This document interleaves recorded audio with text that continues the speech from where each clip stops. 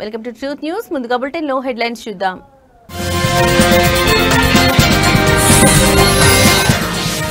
టీజీపీఎస్సీకి హైకోర్టులో ఊరట. Single bench ఇచ్చిన తీర్పుపై స్టే విధించిన ధర్మాసనం.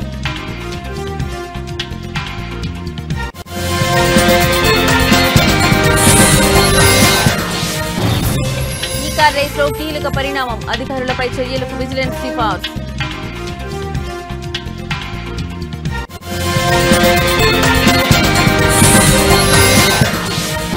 ప్రతిపక్ష హోదా కోసం హైకోర్టులో జగన్ పిటిషన్. స్పీకర్ అయ్యన్న, మంత్రి పయ్యావులకు నోటీసులు జారీ.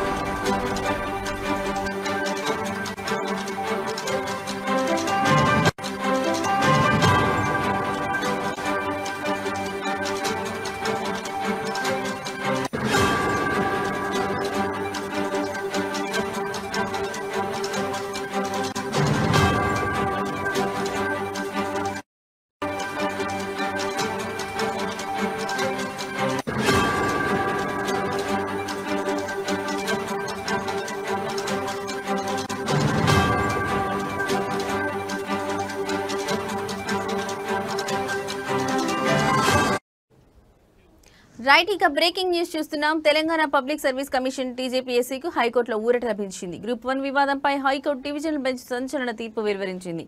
సింగిల్ బెంచ్ ఇచ్చిన తీర్పును సస్పెండ్ చేస్తూ ఆదేశాలు జారీ చేసింది. ఈ కేసు తదుపరి విచారణను వచ్చే నెల 15కు వాయిదా వేసింది.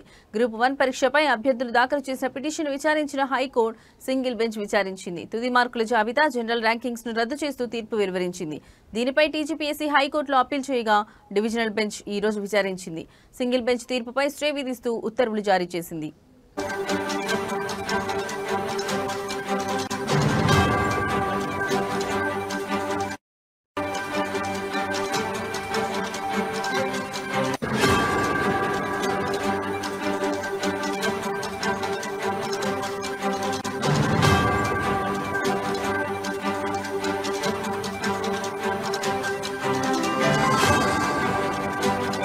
రైట్, ఇక బ్రేకింగ్ న్యూస్ చూస్తున్నాం. తెలంగాణ పబ్లిక్ సర్వీస్ కమిషన్ కు హైకోర్టులో ఊరట లభించింది. గ్రూప్ 1 వివాదంపై హైకోర్టు డివిజనల్ బెంచ్ సంచలన తీర్పు వెలువరించింది. సింగిల్ బెంచ్ ఇచ్చిన తీర్పును సస్పెండ్ చేస్తూ ఆదేశాలు జారీ చేసింది. ఈ కేసు తదుపరి విచారణను వచ్చే నెల 15కు వాయిదా వేసింది. గ్రూప్ 1 పరీక్షపై అభ్యర్థులు దాఖలు చేసిన పిటిషన్ విచారించిన హైకోర్టు సింగిల్ బెంచ్ విచారించింది. తుది మార్కుల జాబితా, జనరల్ ర్యాంకింగ్స్ ను రద్దు చేస్తూ తీర్పు వెలువరించింది. దీనిపై టీజీపీఎస్సీ హైకోర్టులో అప్పీల్ చేయగా డివిజనల్ బెంచ్ ఈ రోజు విచారించింది. సింగిల్ బెంచ్ తీర్పుపై స్టే విధిస్తూ ఉత్తర్వులు జారీ చేసింది.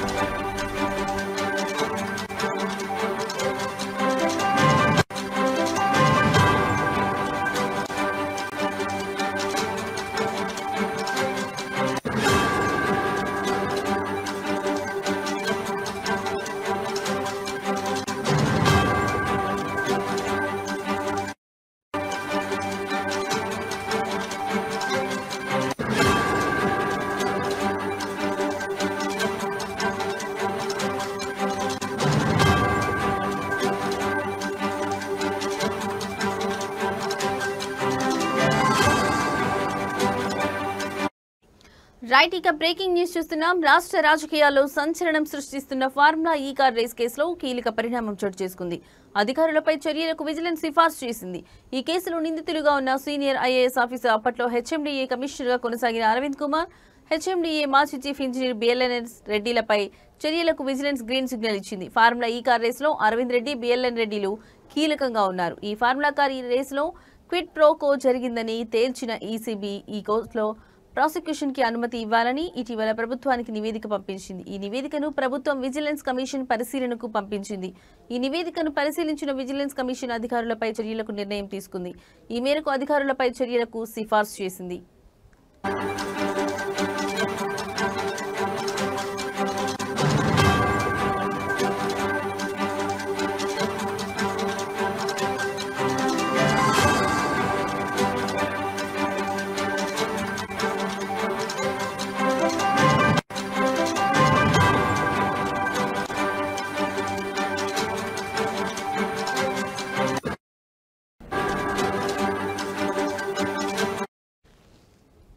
మరోవైపు మాజీ మంత్రి కేటీఆర్ పై ప్రాసిక్యూషన్ అనుమతి కోరుతూ ఏసీబీ సమర్పించిన నివేదికను సీఎస్ గవర్నర్ కు పంపించారు. దీనిపై ఇప్పటివరకు గవర్నర్ ఎలాంటి నిర్ణయం తీసుకోలేదు.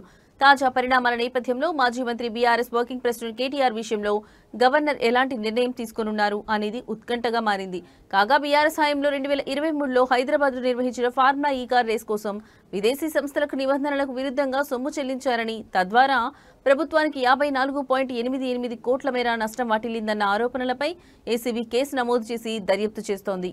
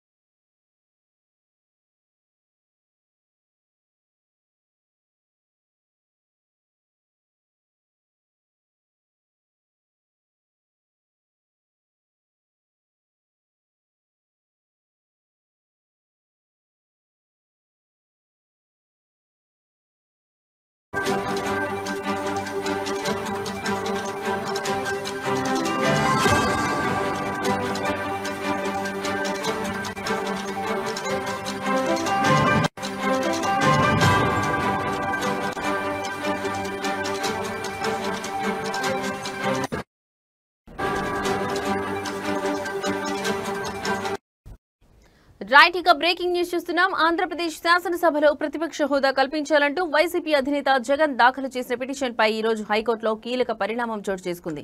ఈ పిటిషన్ పై విచారణ చేపట్టిన న్యాయస్థానం అసెంబ్లీ స్పీకర్ అయ్యన్న పాత్రుడితో పాటు రాష్ట్ర ప్రభుత్వానికి నోటీసులు జారీ చేసింది.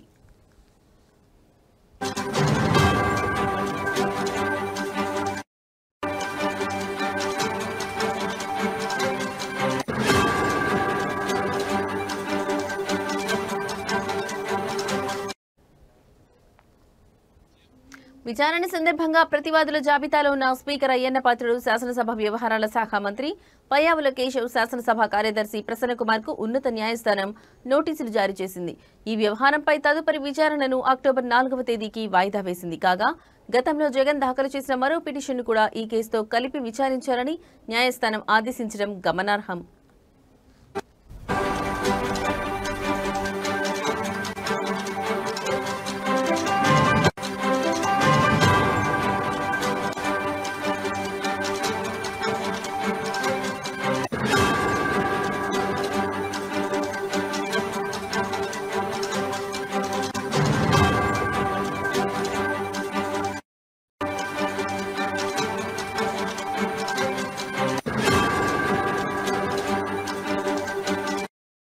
అసెంబ్లీలో తమ పార్టీకి ప్రతిపక్ష హోదా ఇవ్వాలని కోరుతూ జగన్ తొలుత స్పీకర్కు లేఖ రాసిన విషయం తెలిసిందే. అయితే ఆ లేఖపై స్పీకర్ అయ్యన్న పాత్రుడు రూలింగ్ ఇస్తూ ఆ అభ్యర్థనను తిరస్కరించారు. ప్రజలు ఇవ్వని ప్రతిపక్ష హోదాను తామెలా కల్పిస్తాం అని ఆయన ప్రశ్నించారు. రాజ్యాంగ అసెంబ్లీ నిబంధనలు ఇందుకు అంగీకరించవని ఆయన స్పష్టం చేశారు.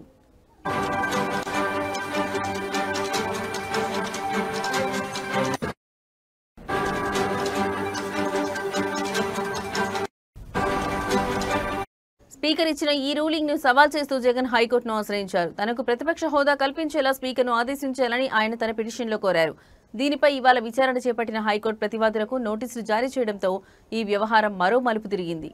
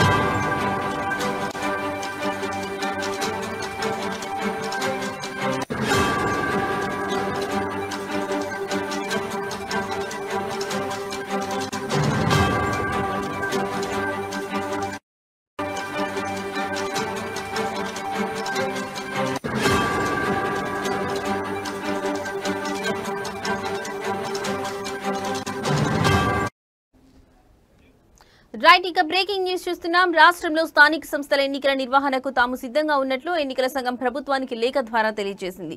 అన్ని పరిస్థితులు అనుకూలిస్తే ఈ నెల 29న ఎన్నికల షెడ్యూల్ను విడుదల చేయనున్నట్లు ఈసీ వెల్లడించింది. ఎన్నికల నిర్వహణకు సంబంధించి సరైన కార్యాచరణ ప్రణాళిక ఇవ్వాలని ఈసీ ప్రభుత్వాన్ని కోరింది. నెల రోజుల వ్యవధిలో ఎన్నికల ప్రక్రియను పూర్తి చేయాలని ఈసీ ప్రణాళిక వేస్తోంది. దీంతో వచ్చే నెలలో స్థానిక సంస్థల ఎన్నికలు జరిగే అవకాశం ఉంది. ఈ ఎన్నికల్లో బీసీ రిజర్వేషన్లపై ప్రభుత్వం ప్రత్యేక జీవో విడుదల చేయనుంది. ఈ జీవో విడుదలైన తర్వాతే ఎన్నికల ప్రక్రియ మరింత ముందుకు సాగుతుంది. ఎన్నికలు సమీపిస్తున్న తరుణంలో గ్రామాల్లో ఇప్పటికే సందడి మొదలైంది. దసరా పండుగ తర్వాత గ్రామాల్లో ఎన్నికల హడావిడి మరింత ఊపందుకోనుంది. ప్రస్తుతం నిలిచిపోయిన స్థానిక సంస్థల ఎన్నికలు త్వరలో జరగనున్న నేపథ్యంలో అధికార ప్రతిపక్ష పార్టీలు అభ్యర్థుల ఎంపికపై దృష్టి సారించాయి. గ్రామాల్లో రాజకీయ వాతావరణం వేడెక్కనుంది.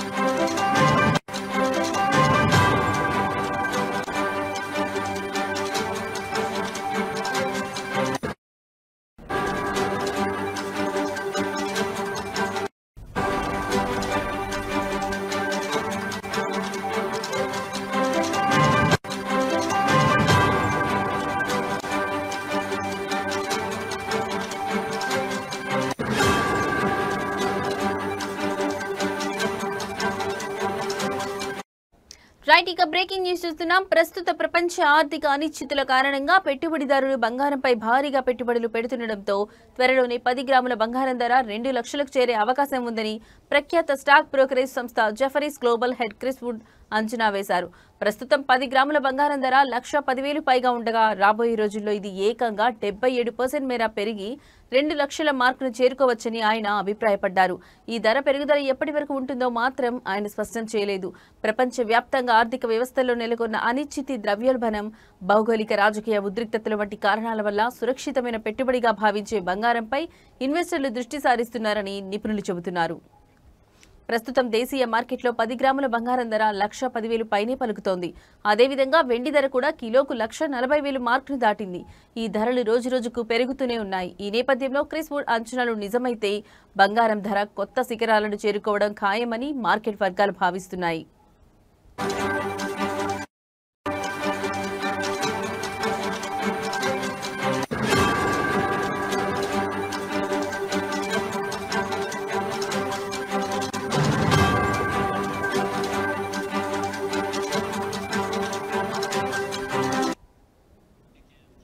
దసరా నవరాత్రుల ఉత్సవాల సందర్భంగా సదాశివపేట పట్టణంలోని గాంధీ చౌక్ లో ఏర్పాటు చేసిన అమ్మవారి మండపం వద్ద హనుమాన్ చాలీసా పారాయణం, లింగాష్టక కార్యక్రమం అంగరంగ వైభవంగా జరిగింది. ఈ కార్యక్రమానికి మహిళలు, భక్తులు వందలాదిగా తరలివచ్చారు. భక్తి శ్రద్ధలతో హనుమాన్ చాలీసా పారాయణంలో పాల్గొన్నారు. భక్తుల నినాదాలు, భజనలతో ఆ ప్రాంతమంతా ఆధ్యాత్మిక వాతావరణంతో నిండిపోయింది. భక్తులందరి సహకారంతో ఈ పారాయణ కార్యక్రమం విజయవంతమైంది. దసరా ఉత్సవాల్లో భాగంగా ఈ ఆధ్యాత్మిక కార్యక్రమాలు నిర్వహించడం పట్ల భక్తులు హర్షం వ్యక్తం చేశారు.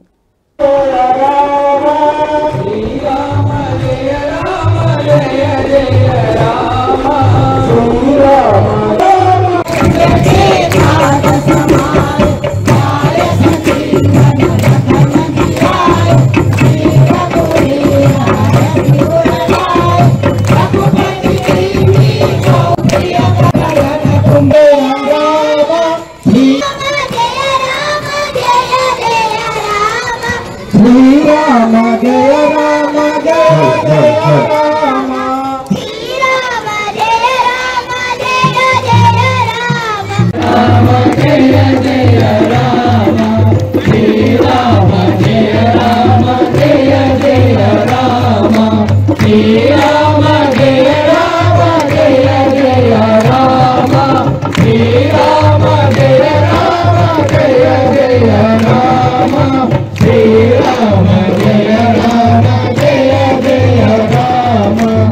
శ్రీరామ జయ రామ జయ జయ రామ శ్రీరామ జయ రామ జయ.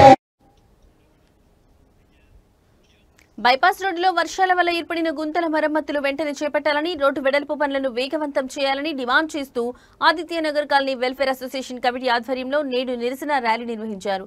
కాలనీ అధ్యక్షులు జి సాయిలు నాయకత్వంలో గుంతలు పడ్డ చోట నిలబడి నిరసన తెలియజేశారు. ఈ సందర్భంగా కాలనీ అధ్యక్షులు జి సాయిలు మాట్లాడుతూ బైపాస్ రోడ్డులోని స్వీట్ హౌస్ వద్ద వర్షాల కారణంగా ఏర్పడిన పెద్ద గుంత వల్ల చాలా మంది ద్విచక్ర వాహనదారులు కింద పడి ప్రమాదాలకు గురవుతున్నారని ఆవేదన వ్యక్తం చేశారు. ప్రజల సమస్యలను పట్టించుకోవాల్సిన ఆర్ఎండ్బి మరియు మున్సిపల్ అధికారులు నిర్లక్ష్యం వహిస్తున్నారని ఆయన ఆగ్రహం వ్యక్తం చేశారు. ప్రమాదాలు జరిగాక అయినా అధికారులకు పట్టింపు లేదా అని ప్రశ్నించారు.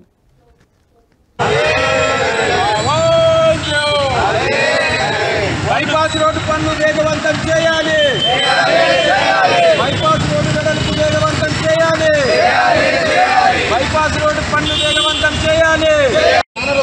బైపాస్ గుండా వెళ్తున్న రోడ్లు వర్షాకాలంలో గుంతలు పడి ప్రజలు చాలా ఇబ్బందులు పడుతూ ఉన్నారు. ప్రత్యేకంగా బృందావన్ కాలనీ చౌరస్తాలో స్వీట్ హౌస్ దగ్గర పెద్ద గుంత ఏర్పడి మరి ఇక్కడ వెళ్తున్న బైక్ల మీద కానీ కార్ల మీద కానీ నడుచుకుంటున్న వాళ్ళు వెళ్తున్న వాళ్ళు చాలామంది స్కిడ్ అయి పడిపోయి ప్రమాదాలకు గురై హాస్పిటల్లో పడుతున్న పరిస్థితి. చిన్న చిన్న మరమ్మతులు చేయాలని చెప్పేసి మున్సిపల్ ఆర్ఎండ్బి అధికారులకు విజ్ఞప్తి చేస్తూ ఉన్నాం. ప్రమాదాలకు గురవుతున్న మరి బాధితులను ఆదుకోవాలని చెప్పేసి మేము విజ్ఞప్తి చేస్తూ ఉన్నాం. వర్షాకాలంలో గుంతలు పడి మరమ్మతులు చేపట్టాలని చెప్పేసి రాష్ట్ర ప్రభుత్వము జిల్లా అధికారులు మరి అనేక ఆదేశాలు ఇచ్చినా బైపాస్ రోడ్లో మాత్రం ఈ గుంతలు పూడ్చట్లేదు. హైవే నుండి బసవేశ్వర విగ్రహం వరకు ఈరోజు నిత్యము వేలాది మంది ప్రయాణం చేస్తున్న పరిస్థితి. సంగారెడ్డి పట్టణంలో అనేక బస్సులు ఈ రోడ్డు గుండా వెళ్తూ ఉన్నారు. కొండాపూరు, సదాస్పేట మండలానికి సంబంధించిన గ్రామాలకు సంబంధించిన వేలాది మంది ఈ బైపాస్ గుండా వెళ్తున్న పరిస్థితి.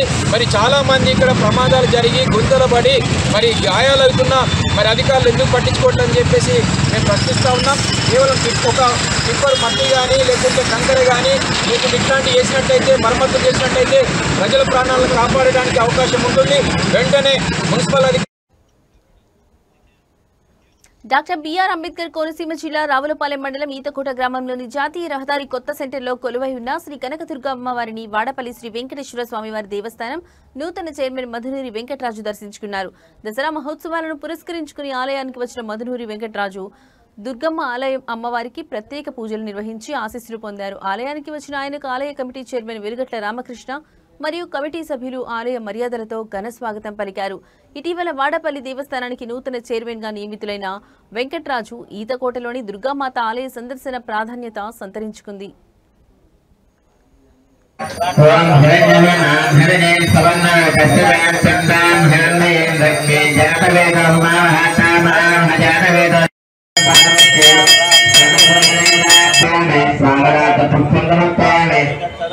ఒక పుష్పం చేసుకుని నమస్కారం చేసుకుని అమ్మవారికి పెట్టేయండి. ఒక పుష్పం నమస్కారం చేసుకుని అలా వేసేయండి. ధ్యాయామి ధ్యాన నమస్కారం సమర్పయామి ఆవాహయామి. కూడా చాలా ప్రాముఖ్యత ఉంది కాబట్టి మనందరం జాతర సహకారం అన్నీ ఇక్కడ చిన్న చిన్న ఇంకా సమస్యలు ఉన్నాయి. ఆ సమస్యలు కూడా మన అందరూ జాతర సహకారంతో అలా ప్రజల సహకారంతో అలాగే మన స్థానిక శాసనసభ్యులు మన ఎమ్మెల్యే బండా సత్యాగ్రహ సహకారంతో దీన్ని మంచిగా అభివృద్ధి చేసుకుని రానున్న రోజుల్లో మరింత అభివృద్ధి చెందాలని మనస్ఫూర్తిగా ప్రార్థిస్తూ ఈ రోజు నాకు ఈ అవకాశం ఇచ్చినటువంటి ఈ గ్రామ ప్రజలందరికీ పేరు పేరు ధన్యవాదాలు.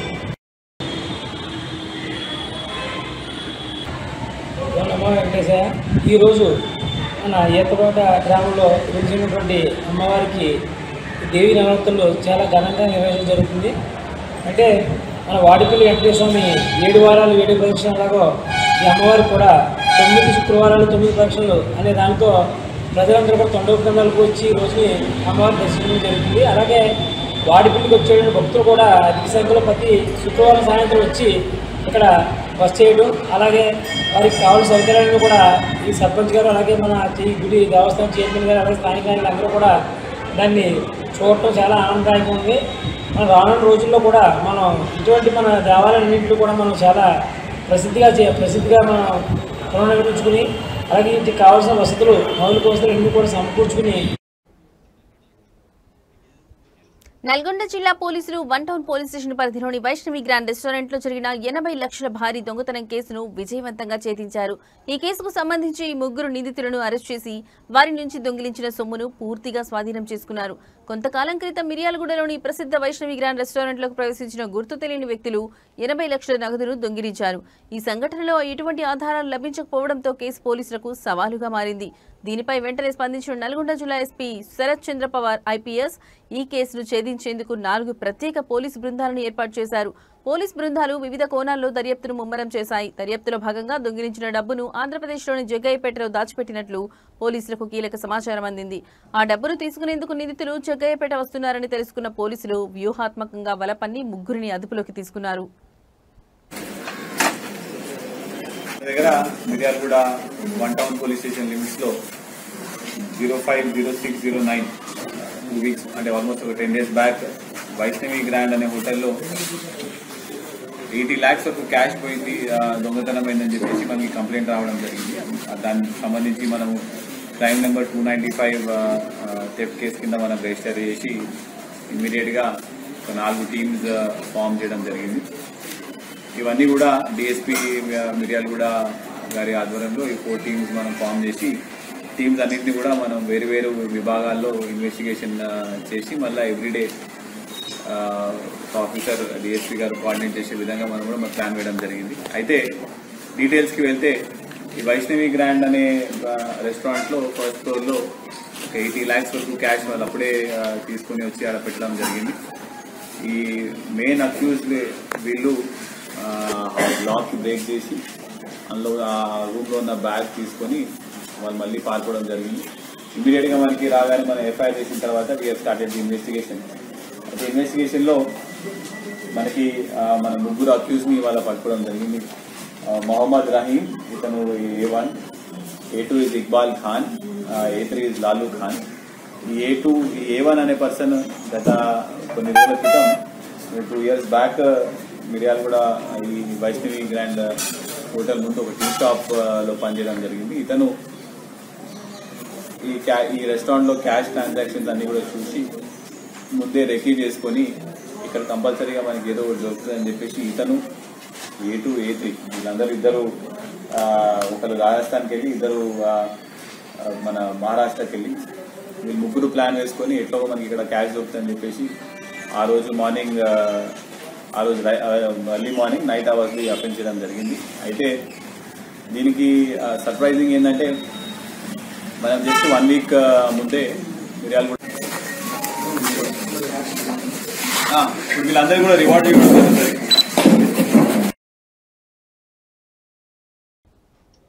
ఇవి ఇప్పటివరకు నా బులెటిన్ అప్డేట్స్. నమస్తే.